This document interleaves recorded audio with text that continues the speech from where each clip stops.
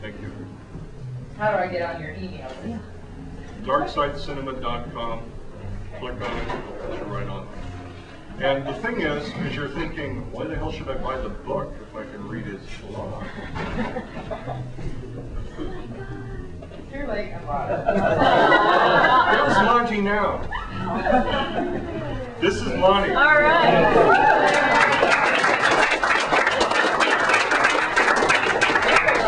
That's the story, Monty. I'm going to read one more, thanks to you being here. What's your definition of troubles? You couldn't come any later. You couldn't come any later.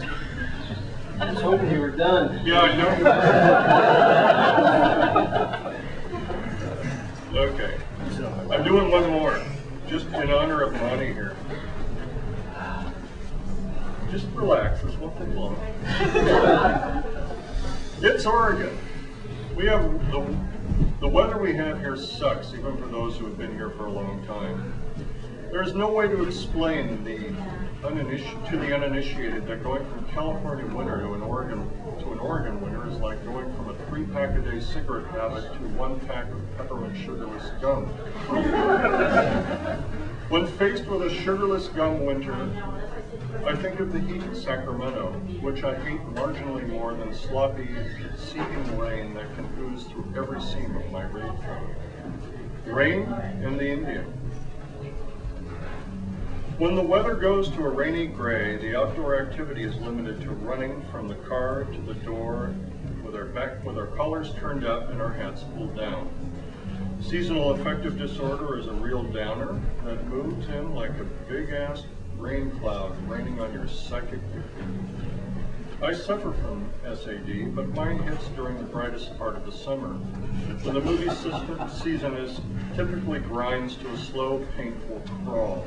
I get depressed about having to lie, borrow money, and dodge landlords until the rains hit. So as the sun sets on prime motorcycling weather, I'm trying to ignore the few sun rays that are left while appeasing the wolves at the gate. It's enough to send Gandhi onto a killing spree. For my odd psyche, there is a certain peace that comes with the winter rain. Somewhat maybe Tim Robbins once said of the Northwest climate, the weather outside matches my internal climate. I stirred a consciousness in my head, watching the hissing droplets bounce off the roof out my window as my cat gently pulls my hand into its chest with clinging claws and licks the hair on my knuckles. Coffee tastes better, and the weight of the winter comforter might as well be shackles for the difficulty it causes me getting out of bed.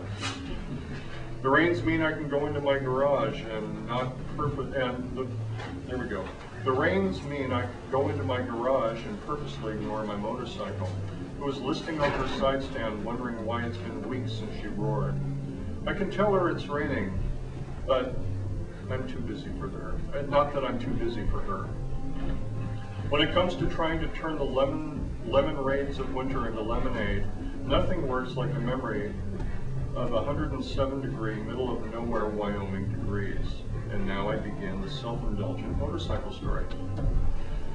I've been riding all day trying to make it to Sheridan, Wyoming, to rendezvous with a buddy coming in from Illinois, Monty.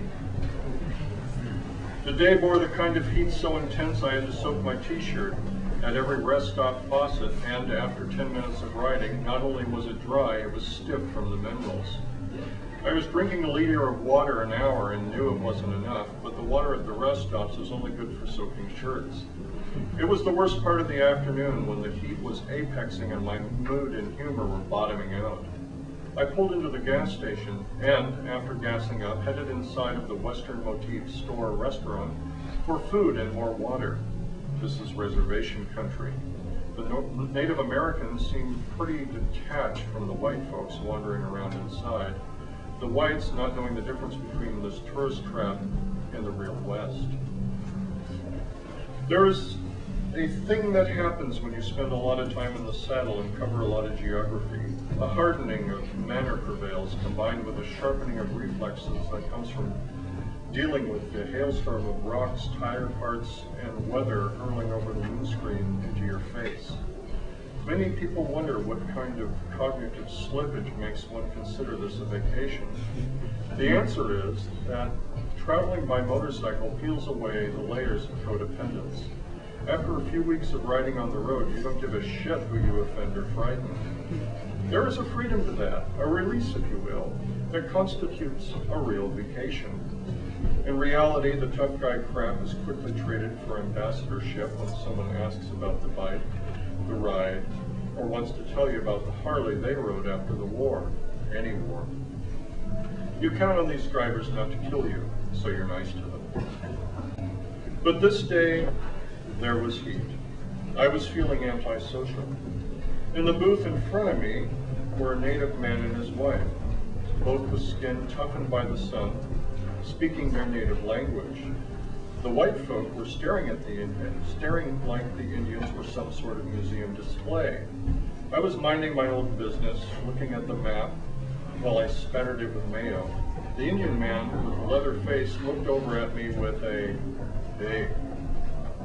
I was not in the mood to interact with anyone, so I silently looked up at him. "Where are you from?" says he. "Oh, great." Now all the sweaty tourists were looking at me too. "Oregon." He took off his hat he was wearing and showed it to me. It was from the Pendleton Roundup. "I ride in the Roundup, more years than I care to admit." Nice country out there. And then I thought, now let me get back to my damn sandwich and map. No, he doesn't stop. "Where are you heading?" I closed my map with a little too much drama and looked at him, then at the shifting crowd waiting for my answer. "Trying to get to Sheridan for the night." "I'm going to tell you where to stay there." Lucky me. "There's the main drag. I forget what it's called, but there's a hotel on it. It's white, I think." Well, that narrows it right down. Now hold on. You'll know it because when you see it. You know why? The suspense was killing me. Because there's a big white limo in front of it. The crowd chuckled. I was hoping this was the punchline. And why the hell should I stay there? Because the folks there, he looked around the restaurant, ain't white.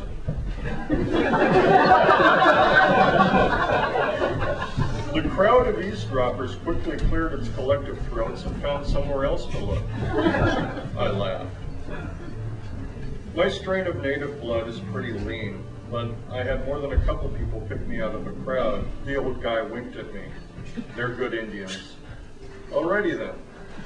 With a water-soaked t-shirt, tank full of gas, stabilized blood sugar, I hit the road. In a few hours I was in Sheridan and met my buddy who had arrived only 15 minutes earlier from as far east as I had come west. We feasted at a Chinese buffet and I told him we needed to find a certain motel. One of the reasons Monty and I travel so well together is he doesn't need a lot of convincing. We pulled up to a rather unimpressive establishment graced with a seemingly inappropriate, but yes, white limousine. Shortly after I stepped inside, Monty could hear me laughing all the way out in the parking lot.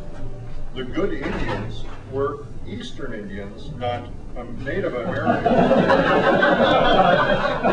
The old guy set me up miles ago, even though he'd never see the punchline. And self-indulgent motorcycle story. My cat goes to sleep with a furry sigh and his claws retract from my skin. Slowly I take my hand back and slip out of bed. I'm thinking, the weather sucks. I'll write something about a summer ride. People might get a smile in a memory of their own summer joy, and it might help them forget about those beautiful leaves we will soon need to slop out of our gutters.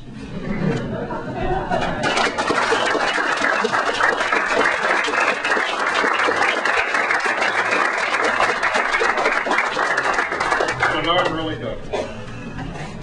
Thanks for coming, I appreciate it. You'll sign books, right? Paul, you're wanting to sign your books, right? Thanks for coming. Oh, yeah.